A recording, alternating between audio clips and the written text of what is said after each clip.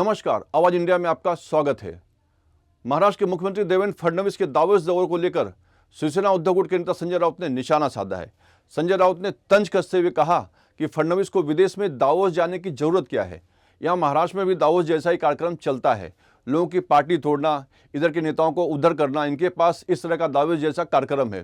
फिर विदेश जाने की जरूरत क्या है? ते दावोसच आहे, तिथे बसूनच ते राज्य करतात ना, इन्व्हेस्टमेंट आणतात पक्षामध्ये, कुटुंबामध्ये, कार्यकर्त्यांमध्ये. तर दरही त्यांचे दावोस आहे. नाही, पण वेळोवेळी त्यांची जी अस्वस्थता, त्यांची बघा नाराजी दिसून येते. चर्चा बघा आहे की ते- एकनाथ शिंदे हा कायम अस्वस्थ आत्मा. त्यांनी खरं म्हणजे यावेळेला महाकुंभ मेळाव्यात जाऊन बसायला पाहिजे होतं नागा साधूंबरोबर. कारण नागा साधू हा सुद्धा अस्वस्थ असतो फार.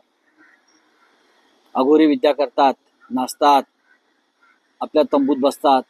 तर जे अस्वस्थ आहेत महाराष्ट्रामध्ये या क्षणी, त्यांच्यासाठी योगी आदित्यनाथजींनी प्रयागराजच्या तीर्थावर काही तंबू आणि काही साधूंची व्यवस्था केली आहे. अस्वस्थ आत्म्याने तिकडे जायचं, गंगेत डुबकी घ्यायची, काही धर्मकार्य करायचं. इकडे तिकडे करण्यापेक्षा तिकडे जाऊन करावं.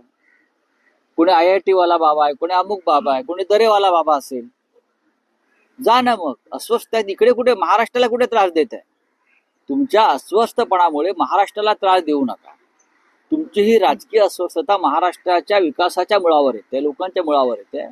पुढले जितके दिवस कुंभ आहे तितके दिवस या महाराष्ट्रातील अस्वस्थ मंत्री किंवा इतर काही वरिष्ठ पदाधिकाऱ्यांनी कुंभमेळ्यात जाऊन शांतपणे ध्यानधारणा करावी. आता भाजपचे नेते चंद्रशेखर बावनकुळे आणि गिरीश महाजन दरेगावला जात आहेत. जी काही नाराजी ती दूर करण्याचा एकनाथ शिंदेंना प्रयत्न काय? नाराजीचं कारण कळलं पाहिजे महाराष्ट्रात. नाराजीचं कारण कळलं पाहिजे. लहान मूल रुसावं आणि कोपऱ्यात जाऊन बसावं, हा, तर हे नाराजीचं कारण नक्की काय आहे? पद, पैसा, प्रतिष्ठा, खंडणी काय आहे? एकदा कळलं पाहिजे आम्हाला.